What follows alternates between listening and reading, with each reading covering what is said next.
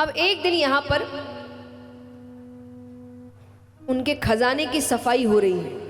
अब खजाना किसी एक राजा को तो है नहीं, जो पिछले राजा थे वो खजाना भी अब राजा परीक्षित को ही मिला है।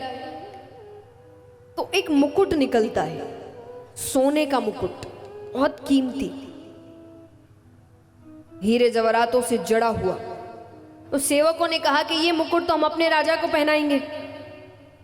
वो मुकुट में दरअसल जरासंध नामक एक राजा का था, जो बहुत ही पापी राजा हुआ, एक कंस के ससुर हुए, बहुत पापी। उसने कईयों को मार कर लूट कर ये मुकुट बनवाया था। उसको साफ करके राजा को पहनाया गया। पहनाते ही हिंसक भाव आने लगे, जैसी संगत वैसा स्वभाव, हिंसक भाव आने लगे। उसने कहा आज शिकार खेलने चलते हैं।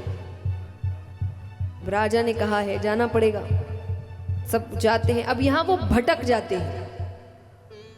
अब उसी बीच रास्ते में राजा परीक्षित देख रहे हैं कि सामने एक व्यक्ति एक पैर के बैल को लाठी से मार रहा है, और बेरहमी से, और नीचे गौ माता पड़ी है अधमरी हालत में, उसे वो हर थोड़ी देर में पैर की ठोकर मार रहा है। तो राजा ने कहा कौन है जो मेरे राज्य में ऐसी क्रूरता का कार्य कर रहा है? उसने कहा कि तुम कौन हो?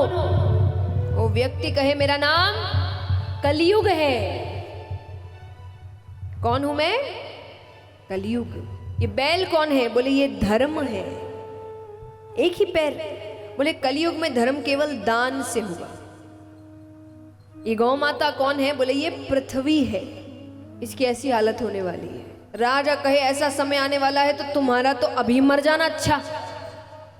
तलवार निकालते हैं, मारने लगते हैं कि कलयुग कहे मुझ में लाख अवगुण हैं, पर एक ऐसा गुण है जो किसी युग में नहीं था।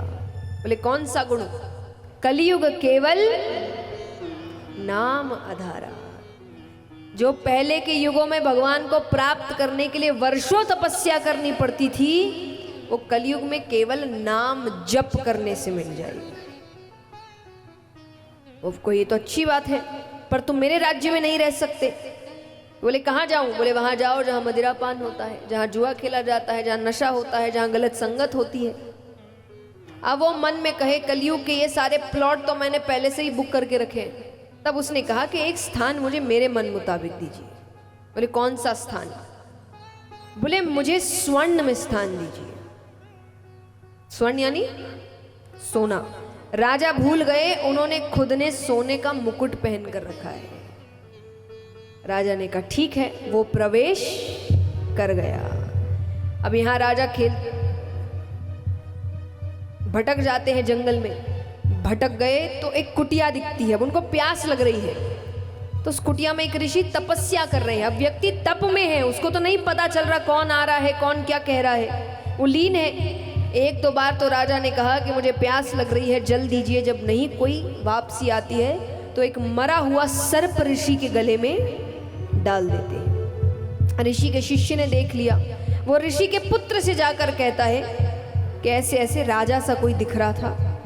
पुत्र ने बिना जाने बिना समझे वहीं खड़े खड़े कह दिया, जिसने ये हरकत की है मैं उसे श्राप देता हूं, अगले 7 दिनों में तक्षक नाग के डसने पर उसकी मृत्यु हो जाएगी। अब वहां पिता तब से उठते हैं। बेटे ने बताया कि मैंने ऐसा ऐसा श्राप दे दिया। पिता ने कहा किसको दिया? बोले वो पता नहीं। वो नेत्र बंद करते हैं तो राजा परीक्षित का चेहरा सामने आता है। राजा परीक्षित ने बहुत अच्छे कर्म किए थे। कहते ना हर कथा से कथा की सीख तो है, पर हर व्यक्ति अपनी खुद की भी एक सीख निकालता है, क्योंकि सबका जीवन अलग है। तो इस कथा से मुझे जो सीख मिलती है मैं आप सबके साथ जरूर बताना चाहूंगी कि जब उनका चेहरा आया राजा परीक्षित का तो ऋषि उदास हो गए। ऋषि ने कहा कि ये तो ऐसा नहीं है, ऐसा क्या हो गया कि इसने ये हरकत कर दी? तो मुझे ये सीख मिलती है, जिंदगी जीनी है तो ऐसे जियो, कि अपनी जिंदगी जीनी है तो ऐसे जियो कि अगर आपसे कुछ गलती भी हो जाए तो गलत आपको नहीं, आपके समय को ठहराया जाए। कि व्यक्ति तो अच्छा है, समय खराब चल रहा है, इतने अच्छे से जियो। तो राजा परीक्षित ने कितने अच्छे पुण्य किए होंगे कि आज इतनी बड़ी गलती करने के बाद भी जिसके साथ किया वो भी उनकी तरफ खड़ा है कि ये गलत नहीं है, जरूर कुछ गलत हुआ है, वरना ये ऐसा काम कर ही नहीं सकता। तो राजा परीक्षित के पास वो जाते हैं उनको बताने कि आपको ऐसा ऐसा श्राप मिला है। राजा परीक्षित ने उसी वक्त अपना राज्य छोड़ दिया।